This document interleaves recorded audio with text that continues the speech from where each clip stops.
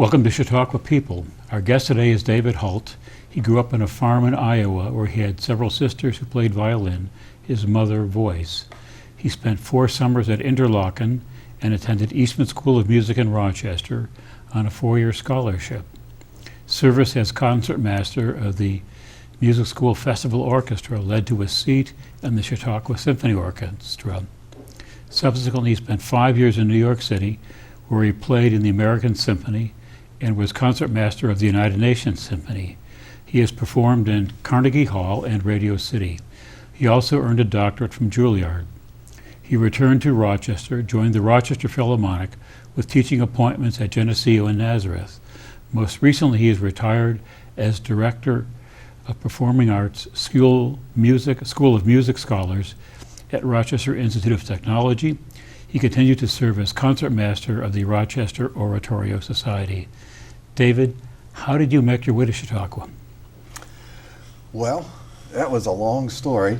My teacher at the Eastman School of Music, was Millard Taylor, my violin teacher.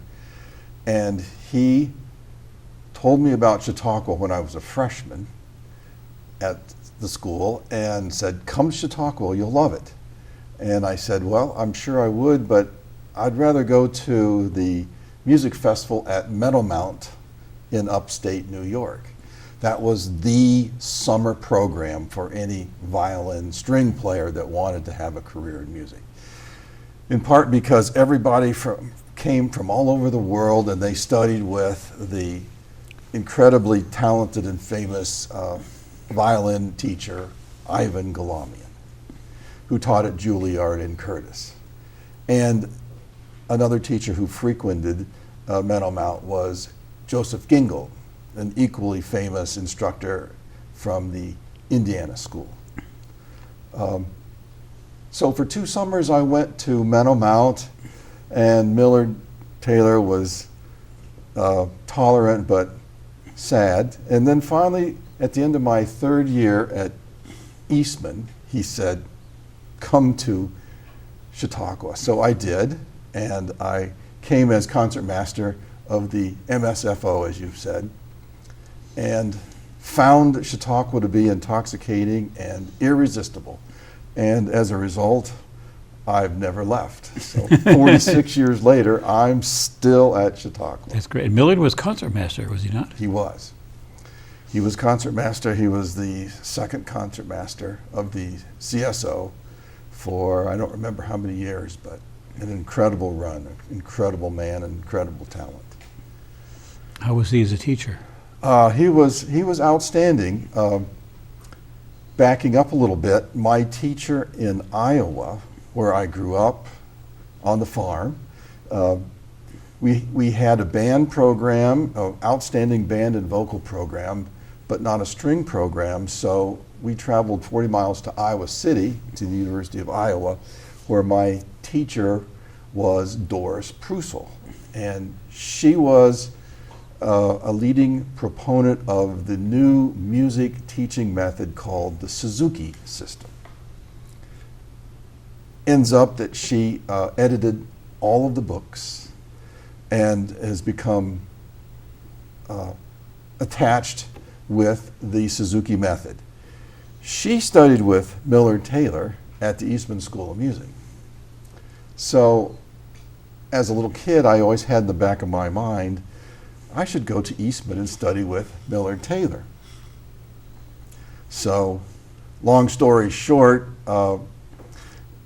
with the Suzuki system, we traveled around the country demonstrating the method. My sister and my brother and I, along with her other students, played concerts and recitals for teachers wanting to know what the system was about.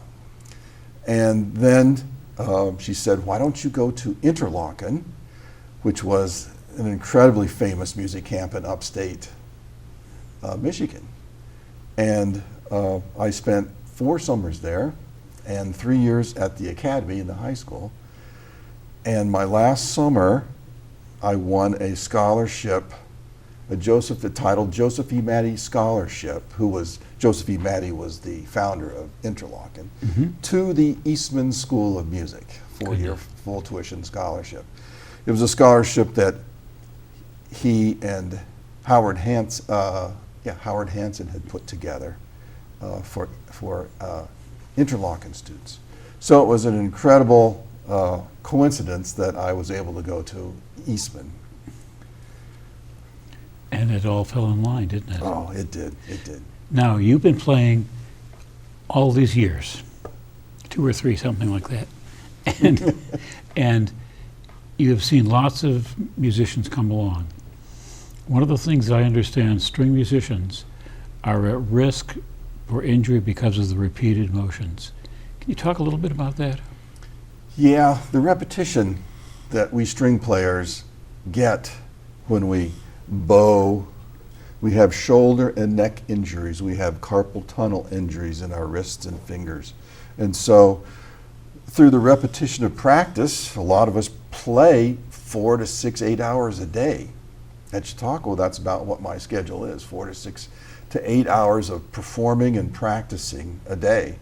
And so that constant repetition really wears out on your ligaments. So if we're not careful, we suddenly get injured, and then we're looking at surgery or rest for 3 to 6 months. So it's really important that we understand proper technique and leverages so that we don't overdo, we know when it's time to stop and rest, and we avoid tension levels, because tension creates all of the problems to begin with. Bad leverage, bad tension. So as a teacher, I'm always focusing on students to have the proper technique so that it's an effortless thing, and they understand when it's time to stop and when not. And pain is not gain in our world.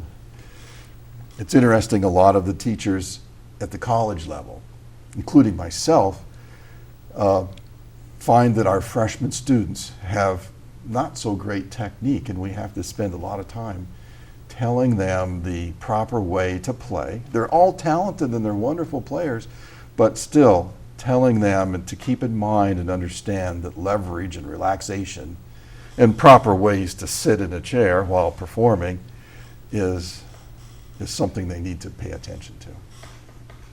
Are the students interested in hearing this sort of thing? Well, a lot of them will say to themselves, I'm a good player, I don't need this, I've gotten away with what I do for all these years. But eventually, something will happen to them. And in the professional world, in the symphonic world, for example, a lot of string players suffer from overuse. And so maybe 2 or 3 musicians in every orchestra might be out at any one time, facing surgery or trying to recover from injury. And payment is based upon performances, is it not? Well, in some orchestras, community orchestras, lower budgeted orchestras, musicians are paid by the service.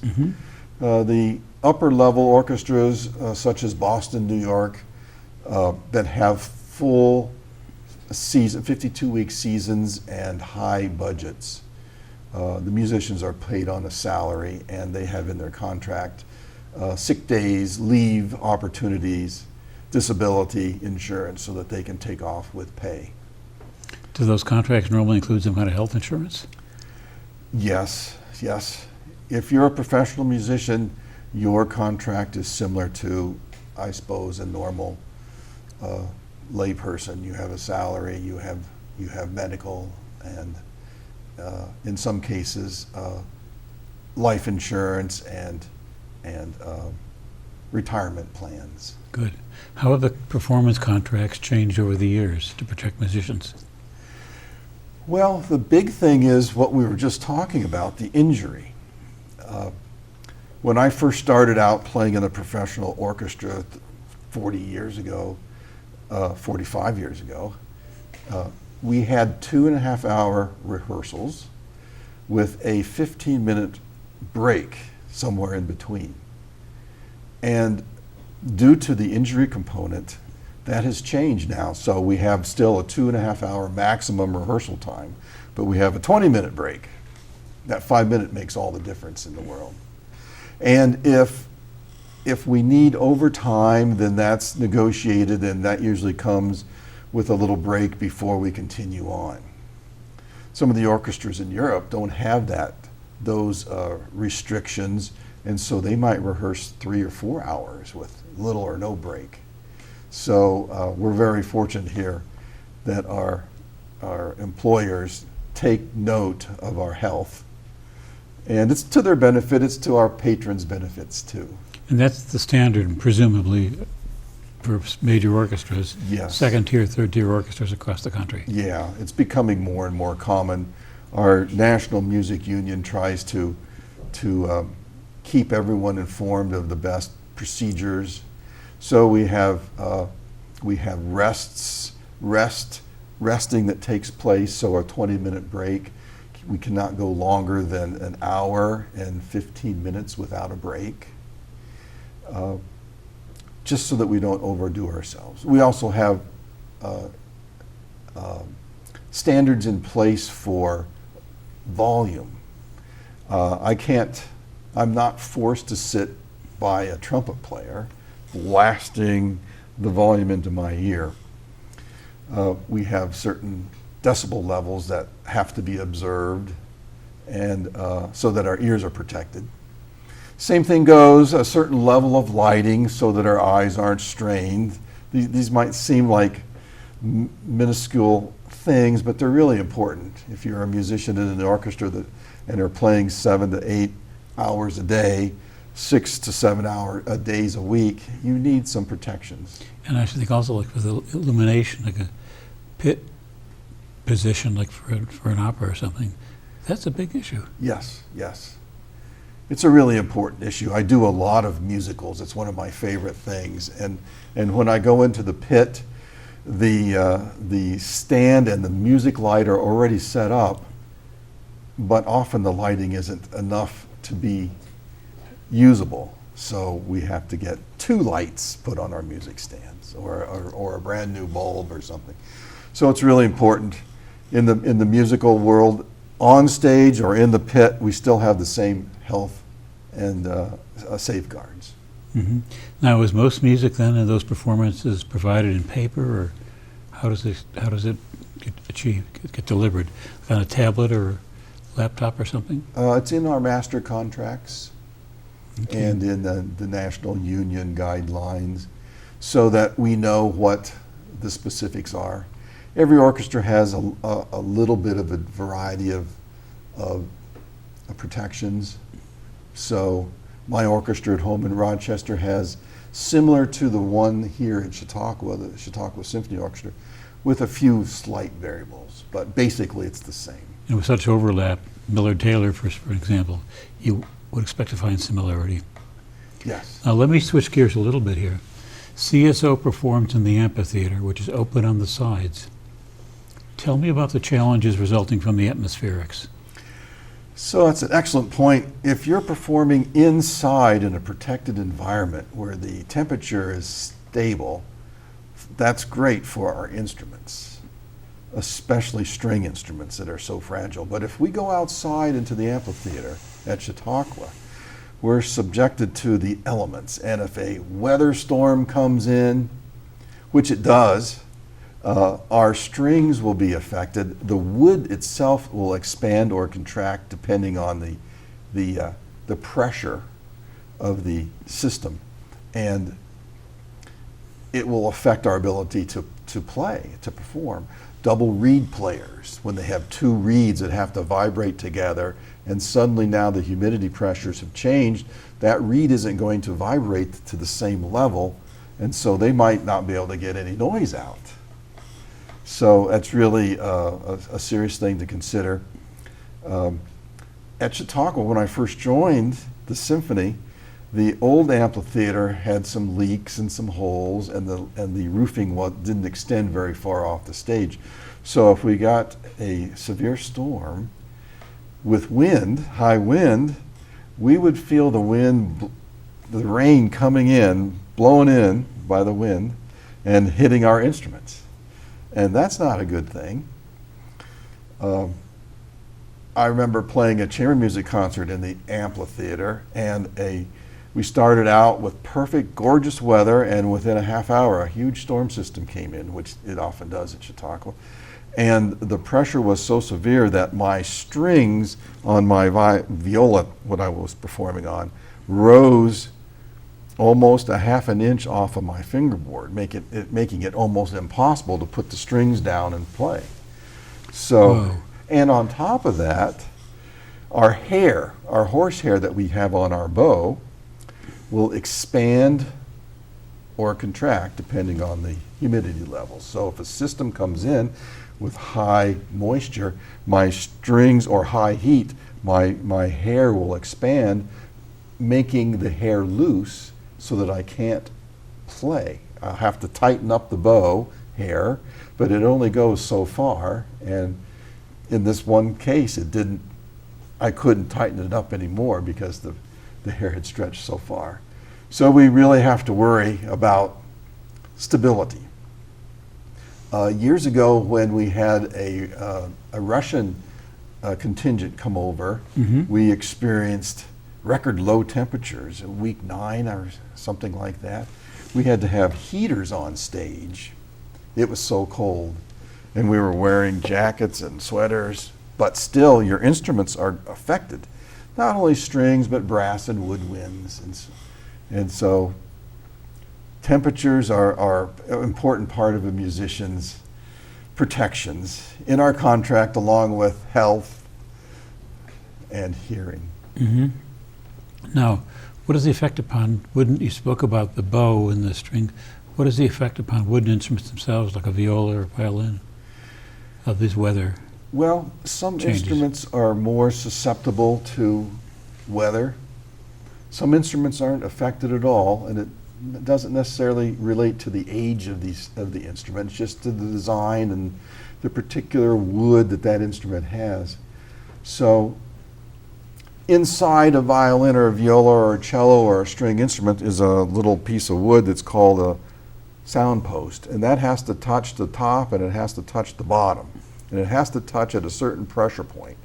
And if your instrument expands, then your post is not touching. Wow. And so you face the chance of something falling, and then you can't play. So you got to get the thing repaired. Yes. Wow. I was actually at a rehearsal a few years back where my violin exploded during a rehearsal. A weather system had come in, and one of the gut pieces holding my violin together cracked, split, and so the strings and the tailpiece went flying this way, and my bridge went flying that way, and couldn't play. And string instruments have an enormous investment in their instruments, do they not? Yes, you can. A lot of us musicians strive to have the best equipment possible, which often equates to expensive instruments. And so if you have an instrument that's valued at $300,000 and you want to protect it from any issues that weather will affect it by. So sometimes, well, a lot of times we'll also have instruments that aren't quite as expensive but sound pretty darn good, and we'll play those when the weather is suspect. So if you're doing a concert in Rochester in February and it's bitter cold, the secondary instrument comes out. Well, but we'll be inside. Okay. We'll be in the hall in protected elements. Okay, It's just when you're playing outside. got it, okay. So summer festivals in Rochester, we have a lot of summer festivals. Many of them are outside, just like the amphitheater at Chautauqua. They're outside, they're not totally enclosed. We'll have a roof, we'll have guidelines for protections and temperature and sunlight coming in and blinding us where we can't see. So we have all these protections, and musicians will have a second or third instrument that they'll take in those cases just because you want to be proactive. So you're always there and doing your best. Yeah. Let's switch gears a little bit. And I wonder if you could tell me about the Performing Arts Scholars Program at my alma mater, RIT. Oh, it's a wonderful program. I taught, as you mentioned, at SUNY Geneseo for 4 years, and then Nazareth College for 30 plus years. Ooh. And then I was recruited to go to RIT, Rochester Technical Institute of Technical, Technical Institute.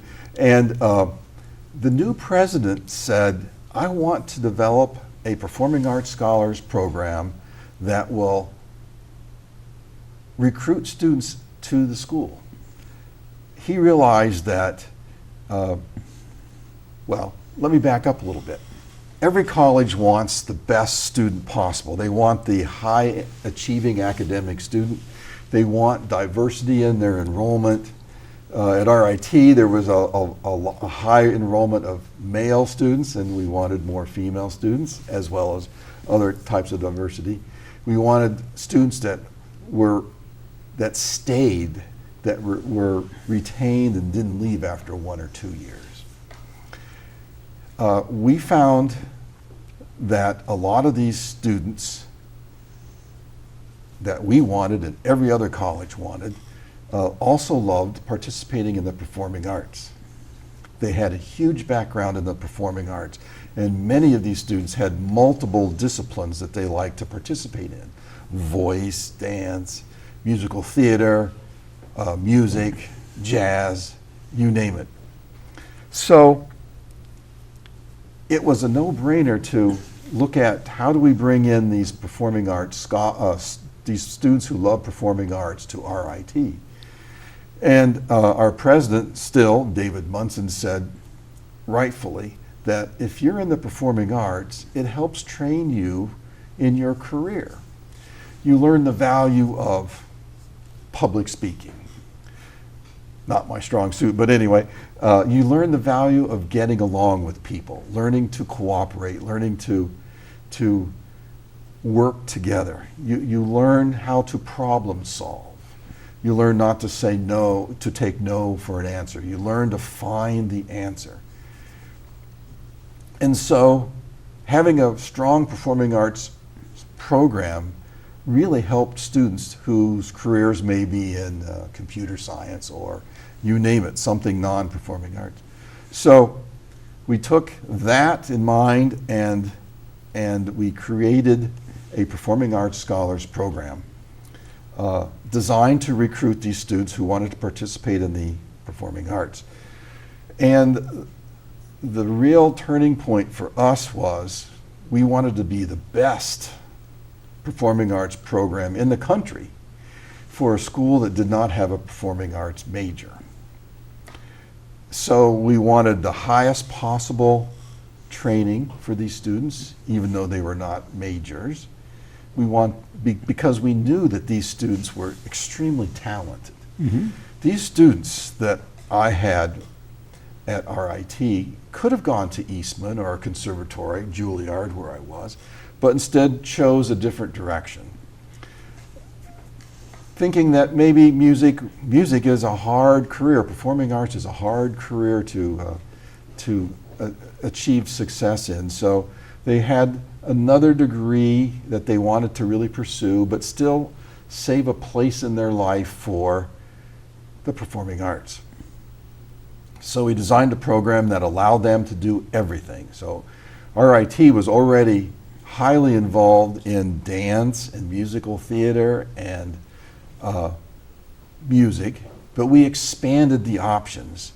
We're now into aerial arts and comedy, and we're expanding to all different kinds of peripheral disciplines, not just the main disciplines like jazz.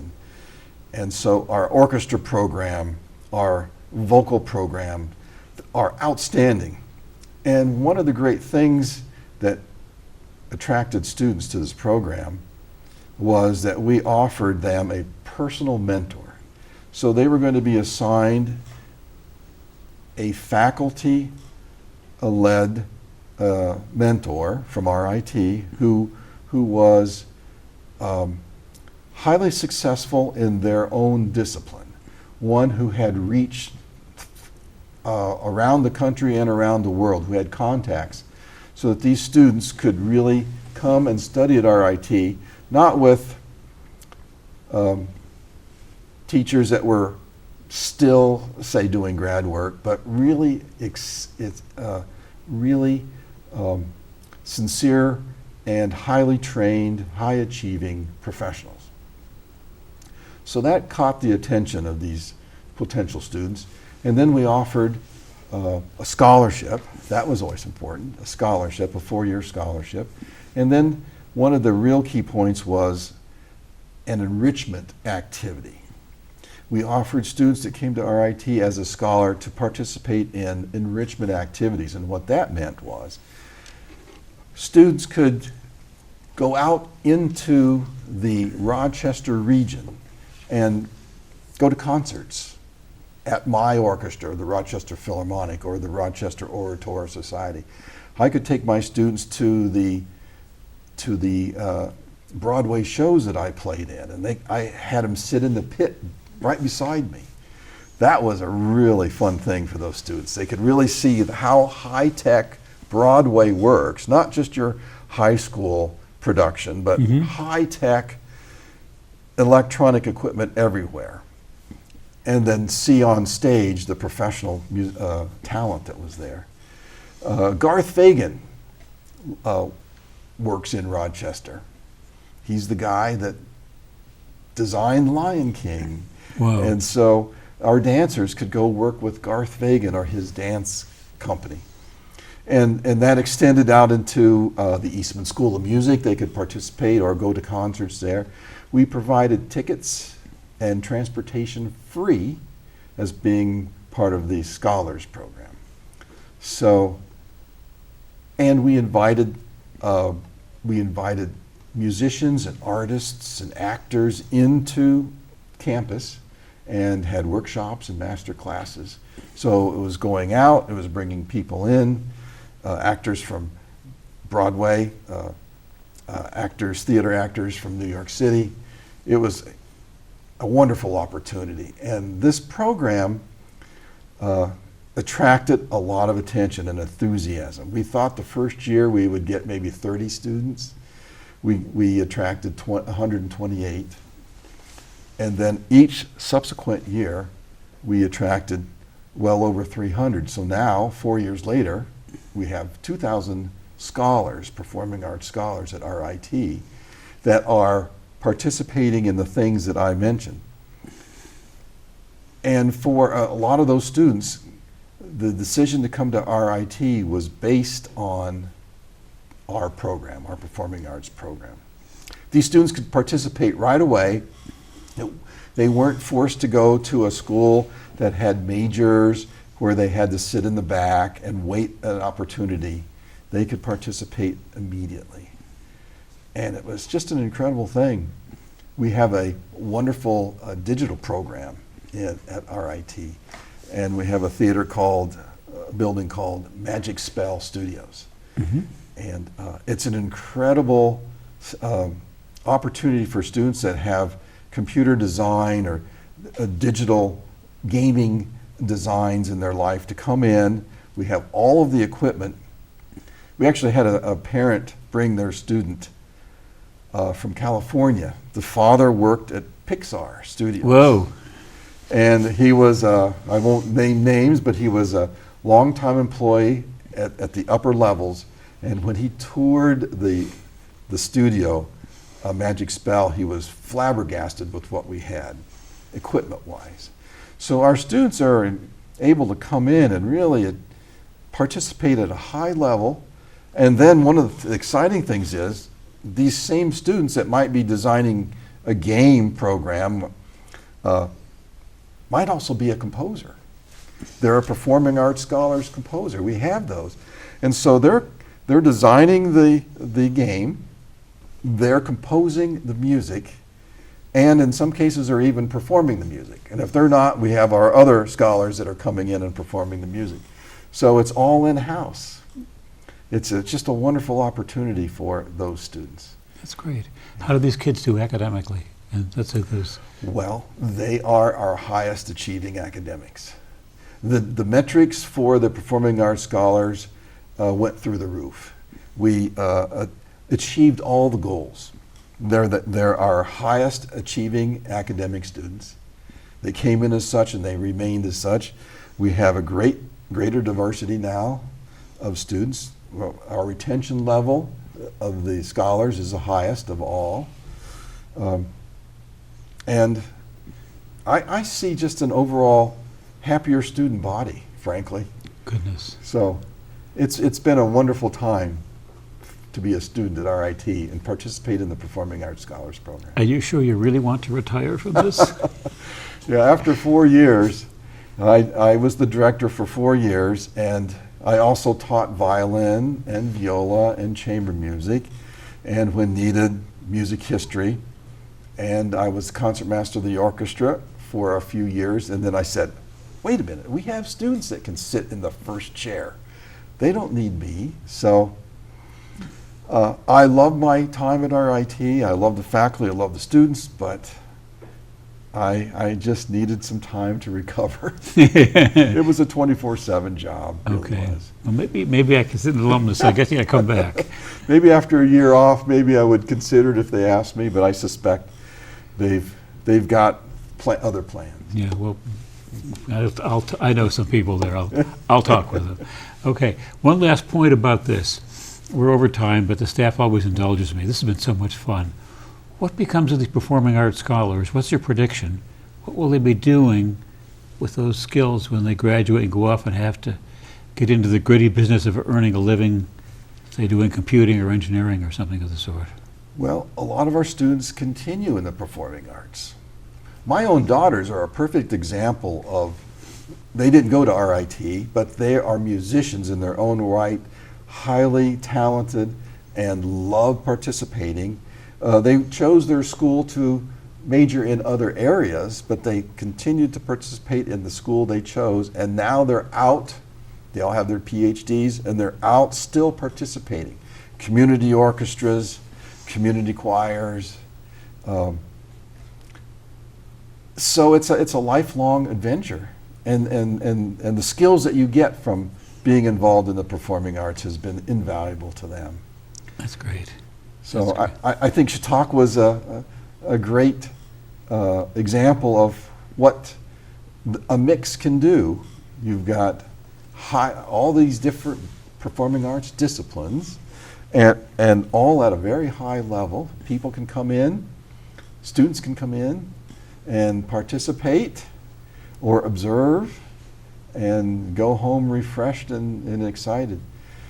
So I think that's been the real plus. A lot of our students don't then go back into the profession of performance, of performing arts, but they keep their careers going, but they still participate and enjoy life, and they become our audience. That's great. Yeah. That's great. We are out of time. Okay. What else we got to talk about? Anything else you think we didn't cover?